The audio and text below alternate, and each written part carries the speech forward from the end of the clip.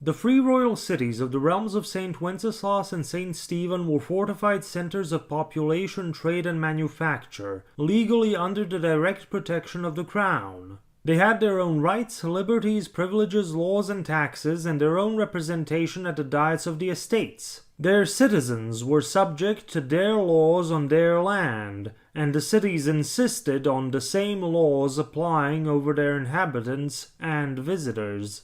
Three royal cities were thus attractive to peasants and serfs seeking refuge from feudal abuses, and all the things mentioned greatly annoyed the city's feudal neighbors. What the cities lacked was political power outside of their own walls.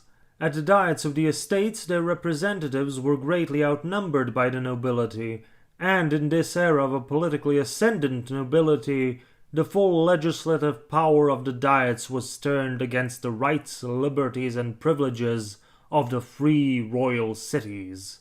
In the realm of St. Stephen, new laws were passed that no tax or toll could be levied against nobility, not even by the three royal cities, which tended to impose tolls and market taxes on everyone. Laws were passed that said that anyone who wasn't an official citizen of a free royal city was subject to the laws of the municipality or county that the city was located in, not the city's own laws. It was also declared that the cities were subject to local taxes imposed by the local assemblies of the nobility. This, of course, caused tensions, but in the realm of St. Stephen, the cities were far too weak and too spread out to mount any sort of resistance, and King Wladislav II did not seem willing or able to protect his cities. The situation was different in Bohemia. The cities there were in greater numbers, more populated, interconnected, wealthier, and influential. Similar legislative efforts to curb the power and rights of the cities were stopped at the diets of Moravia, Silesia, and Lusatia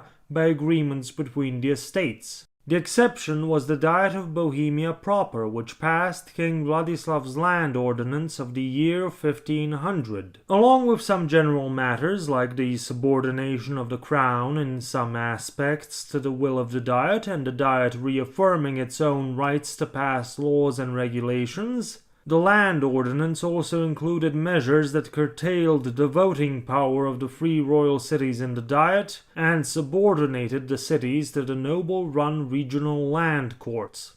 In response to the land ordinance, the Bohemian three royal cities sent a delegation to King Wladislav in Buda, demanding that the offending sections of the law be removed. But King Wladislav, again unwilling and unable to defy the Diet, followed the advice of his councillors and simply confirmed the land ordinance in 1502. With no legal recourse open to them, the three royal cities of Bohemia began militarizing. Conflicts erupted for real or imagined offenses between the nobility and burghers. Skirmishes began to occur and slowly escalated. Land and trade was raided. Nobles, subjects, and citizens were killed.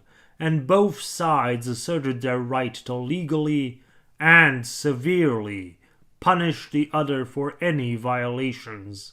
As one of his realms was slowly descending into potential civil war, King Wladislav II was watching as the other one put his rule in jeopardy.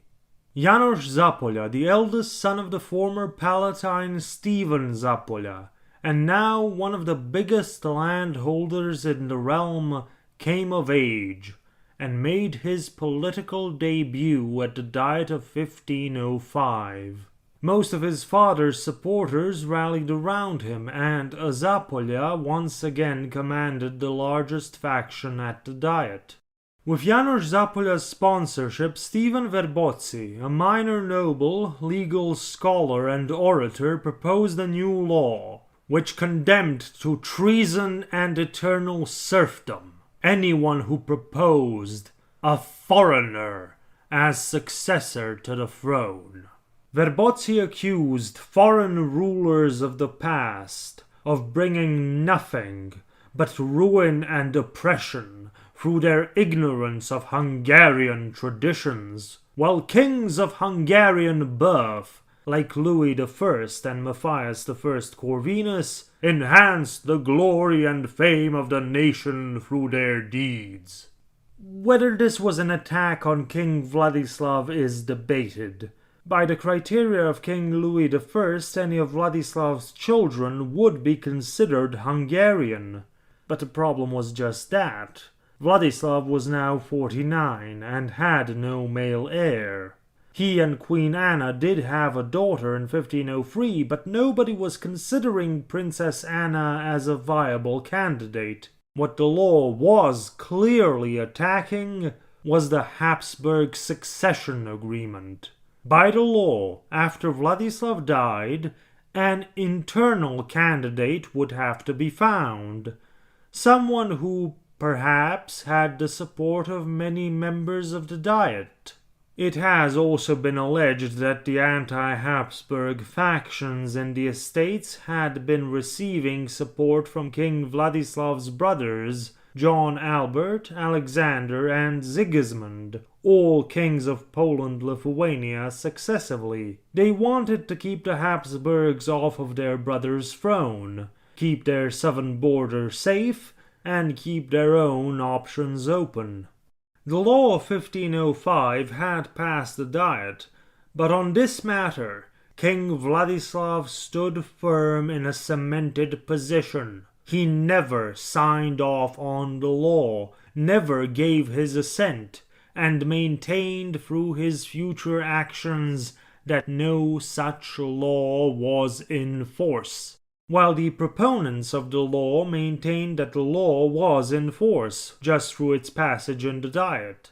Legislative procedure had not been exactly defined, and we were in the midst of an era where those norms could and did change. What the passage of the law did cause was what Wladislav had feared. Maximilian von Habsburg prepared for a military campaign to enforce the succession agreement. Fortunately for Wladislav, the situation very quickly de-escalated when on the 1st of July 1506, Queen Anne gave birth to Prince Louis. Sadly, Queen Anne died soon after the birth. King Wladislav and Maximilian met in Vienna on the 19th of July 1506 and signed a new treaty, reaffirming the Habsburg succession to the realms of St. Stephen and St. Wenceslas, in case Wladislav and Louis died without male heirs. It was also agreed that Wladislav's daughter, Princess Anna, would marry Maximilian's grandson, Ferdinand.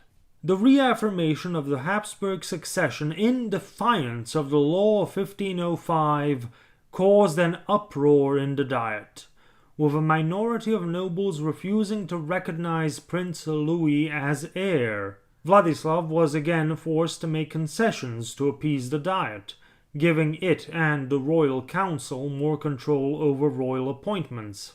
There was movement on all of the issues mentioned today in the year 1508. The Bohemian nobility relented and returned the old voting rights to the Bohemian free royal cities, but tensions remained over the judicial question and violations of trade rights and guild rights, especially beer production, while the free royal cities of the realm of St. Stephen saw that they were not being listened to and could do little at the Diet. They withdrew their representatives from the Diets for the foreseeable future. And on the 4th of June 1508, King Wladislav made a demonstration of who was still the boss when it came to the succession. He had young Prince Louis crowned with the Holy Crown of Hungary at Székesfehérvár by the Archbishop of Esztergom. A year later, Louis would also be crowned in Prague. Also, in 1508, a son was born to the Croatian noble Nicholas Šubić-Zrinski and his wife, Jelena Karlović, whom they named Nicholas.